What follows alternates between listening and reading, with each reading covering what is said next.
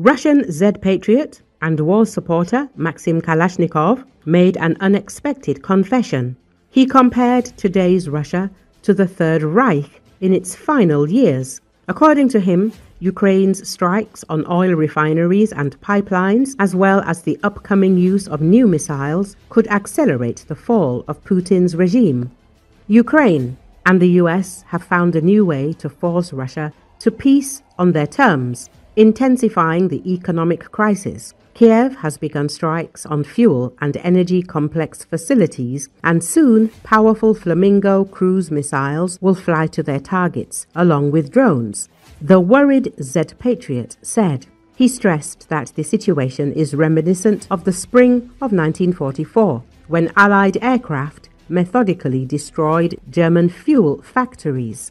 According to the publicist, Russia is facing the same challenges: a growing economic crisis and the inability of the authorities to give an adequate response to attacks on critical infrastructure. Kalashnikov paid special attention to the reaction of the Russian leadership. "I would like to be wrong, but I see clear signs of a moral and volitional breakdown in the highest establishment of the Russian Federation." The first warning bell was the lack of an adequate response after the Web attack. Then there was no reaction to the paralysis of air transport and hacker attacks on the rear. And now the enemy has moved on to strikes at the fuel and energy complex of the Russian Federation. In response, there is some kind of stupor and feverish hopes for negotiations with Trump, he said. Kalashnikov compared the current situation in the Kremlin to the late USSR. According to him, the reaction of Putin and his entourage is reminiscent of the actions of Mikhail Gorbachev in 1986, when the Soviet economy was rapidly collapsing and the leadership was relying only on the hope of reaching an agreement with the United States. In fact, the Z-patriot strongly hints at the collapse of the Putin regime as well as the entire Russian Federation. Earlier, Z-blogger explained why Putin will have to close down the SVO very soon. Kalashnikov recalled that at the beginning of 2025, the Russian budget deficit was planned at 1.2 trillion rubles. In the spring, the Ministry of Finance increased this figure to 3.7 trillion. And by the end of 7 months, the figure had already reached 4.9 trillion. By the end of the year, apparently, the minus will exceed 6 trillion rubles. But the problem is not limited to the main budget. According to Kalashnikov, a huge hole has also formed in the social fund, which includes the pension system and the social insurance fund. The shortfall there is approaching 7 trillion rubles. Taxes on salaries cover only about 60% of expenses, and the rest has to be patched up from the state treasury. Thus, the burden on finances is only growing. Now the warring country has a gigantic hole in its treasury. If it is not closed, the economy will collapse and lead to political collapse.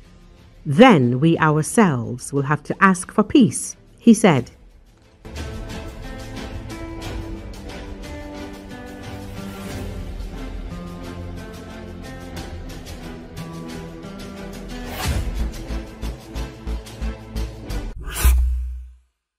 In Armenia, activists gathered on Saturday, August the 23rd, for a protest near the Russian military base in Gyumri, during which they demanded the withdrawal of Russian troops from the republic, citing videos from the scene published online. The rally participants shouted "fascists" at the military of the aggressor country and held posters with the slogan "Armenia without foreign garrisons." In addition, people came to the rally with anti-Putin posters as well as Ukrainian flags, thereby expressing support for Ukraine in its fight against Russian invasion. In particular, during the rally, those gathered repeatedly chanted, "Glory to Ukraine." Armenian media write that the protest was organized by the For the Public Party. This is a centrist political force created in 2020. The party believes that Yerevan should strive for closer relations with the EU and the US in its foreign policy. It should be noted that after the military actions in Karabakh, as a result of which Azerbaijan regained control over this region, Armenian Prime Minister Nikol Pashinyan repeatedly accused Russia and the CSTO of failing to fulfill their allied obligations and stated that he did not see any advantages from the presence of a Russian military base in the republic. The head of the Armenian government emphasized that the country needs to diversify its relations in the security sphere.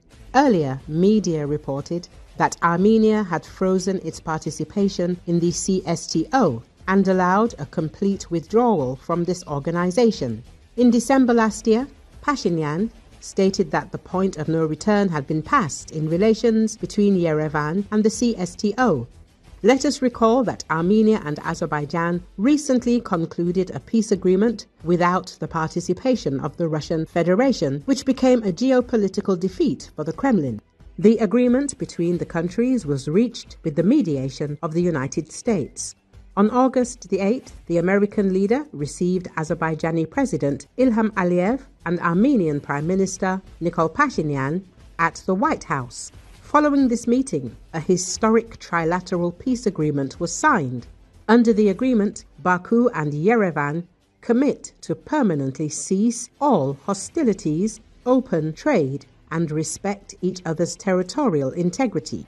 Washington, meanwhile, will lift restrictions on defense cooperation between Azerbaijan and the United States. The agreement also provides for the creation of a strategic transit corridor through the South Caucasus, known as the Trump Path, for international peace and prosperity.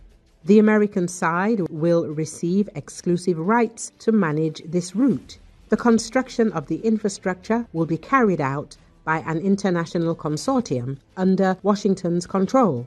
The development of events is certainly a strategic defeat for Russia, which considered this region its zone of responsibility and for many years tried to play a mediating role between Azerbaijan and Armenia. However, recently the Kremlin has managed to quarrel with both Yerevan and Baku. Sharp disagreements with Armenia began after the Azerbaijani operation to restore control over Karabakh. In turn, Moscow's serious conflict with Azerbaijan began after Russian air defense shot down an Azerbaijani civilian plane last December. Baku demanded an official admission of guilt from the Russian Federation, but the Russian regime never did. The conflict between Baku and Moscow has recently escalated following a raid by Russian security forces on Azerbaijanis in Yekaterinburg in June, which left 2 Azerbaijanis dead.